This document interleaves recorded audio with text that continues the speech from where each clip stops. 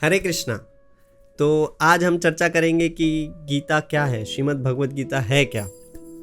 तो भगवान 9वें अध्याय के दूसरे श्लोक में बताते हैं, राज विद्या राजगुह्यम पवित्रम इदम उत्तमम प्रत्यक्षवागमम धर्म्यम सुसुखम कर्तुम अव्ययम। क्या मतलब है इसका? सबसे पहला शब्द जो है वो है राज विद्या।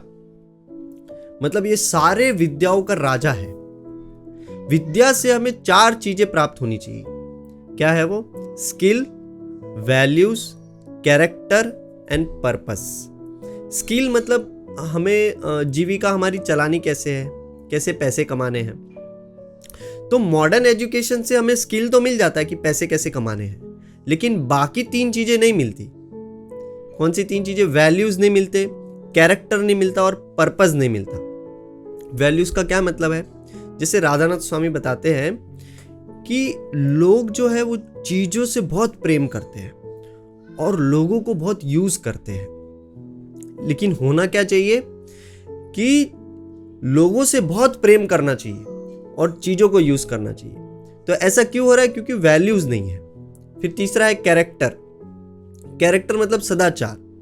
हम कैसे उठते हैं, कैसे बैठते हैं, कैसे क्या खाते हैं, क्या पीते हैं, किस तरह रहते हैं, किस इंटेंशन से काम करते हैं, है ना। वो कैरेक्टर डिपेंड करता है। तो आजकल लोगों का जो आइडियल्स है वो कौन है? हीरो हीरोइंस, है ना, बॉलीवुड के स्टार्स, इन लोग उस लोगों के आइडियल्स हैं। तो उनका कैरेक्टर भी वैसा ही रहता है, इसलिए कैरेक्टर की भी बहुत कमी है। और चौथा है पर्पस। आज हम देखेंगे कि लोगों के जीवन में कोई गोल ही नहीं है, कोई लक्ष्य नहीं, बस जैसे जिए जा रहे, खाओ पियो मौज करो। तो 4 चीजें विद्या से मिलनी चाहिए। वो है skills, character, value and purpose, है ना। वो मॉडर्न एजुकेशन में मिसिंग है। स्किल तो मिल जाती है लेकिन बाकी 3 चीजें नहीं मिलती। फिर दूसरा शब्द है राज विद्या। राज विद्या का मतलब है the secret of all secrets, सारे सीक्रेटों का राजा। मतलब भगवत गीता खाली एक मैनुअल ही नहीं है, हाँ, उसमें एक सीक्रेट, उसमें कुछ सीक्रेट भी है, कुछ रहस्य भी है। क्या रहस्य है? मतलब मैनुअल के साथ साथ तुमको ये भी पता चलेगा कि स्पिरिचुअल लाइफ करके कुछ है, और स्पिरिचुअलिटी में भी बहुत सारे सीक्रेट्स हैं। तो इसके लिए इसको क्या कहा गया है? राजगुह्यम। फिर तीसरा शब्द है पवित्रम इदम उत्तमम।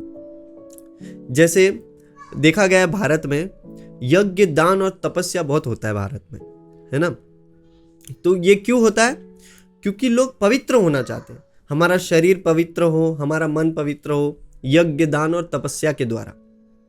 लेकिन भगवत गीता जो है, भगवत गीता पढ़ने मात्र से हमारा शरीर और मन पवित्र हो जाता है, हमारी पूरी तरह चेतना पवित्र हो जाती है। इसलिए भगवान कह रहे हैं पवित्रम इदम उत्तमम, ये तुमको पूरी तरह से प्योर कर देगा। फिर इसका जो नेक्स्ट लाइन है वो है प्रत्यक्ष वागमम धर्म्यम। ये साक्षात्कार कराने वाला है तुमको, ये सेल्फ रियलाइजेशन का साक्षात्कार कराने वाला है, आत्म साक्षात्कार कराने वाला है। इस साक्षात तुमको धर्म दिखाने वाला है ना। धर्म से रिलेटेड हमारे भारत में बहुत लोग कंफ्यूज्ड है।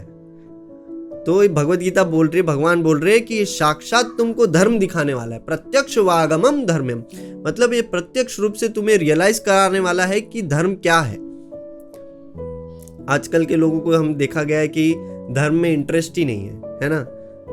कोई इंटरेस्ट नहीं, बस जानवर के जैसे जिए जा रहे हैं, कोई परवाह नहीं, कुछ नहीं, जो होगा देखा जाएगा, है ना। धर्म के प्रति कुछ इंटरेस्ट नहीं, ये जिज्ञासा भी नहीं कि मैं कौन हूं, मैं क्यों दुखी हूं। तो लेकिन भगवत गीता पढ़ने के बाद वो साक्षात धर्म से मिलता है।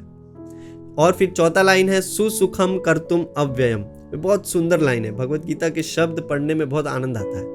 तो ये इसमें जो वर्ड है सुसुखम, इतना प्यारा शब्द है सुसुखम। इसका क्या अर्थ है? इसका अर्थ है जैसे चींटी से लेके ब्रह्मा तक कितना भी बड़ा व्यक्ति क्यों ना हो या कितना भी छोटा व्यक्ति क्यों ना हो, सब लोग सुख की तलाश में है। एक चींटी भी क्यों भाग रहा है? उसको सुख चाहिए, उसको आनंद चाहिए, है ना। सब लोग सुख की तलाश में है, लेकिन देखा गया कि हमें सुख मिलता नहीं है। जैसे गधे के आगे गाजर लगा देते हैं तो वो गधा जब चलता है तो वो गाजर और आगे जाता है ना।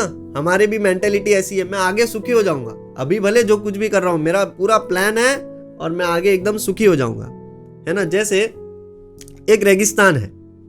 हाँ, रेगिस्तान में सूर्य की किरण पड़ने के कारण उसको क्या लगता है कि आगे जल है, आगे जल है। अब वो उस जगह पहुंचता है, उस जगह पहुंचने के बाद उसको फिर वापस लगता है कि और आगे जल है ना, बन गया ना बेवकूफ। तो ऐसे ही हमको बेवकूफ बनाया जा रहा है कि मैं आगे सुखी हो जाऊंगा, आगे हमारा माइंड हमको बेवकूफ बनाता है कि मेरा पूरा प्लान है और मैं आगे सुखी हो जाऊंगा।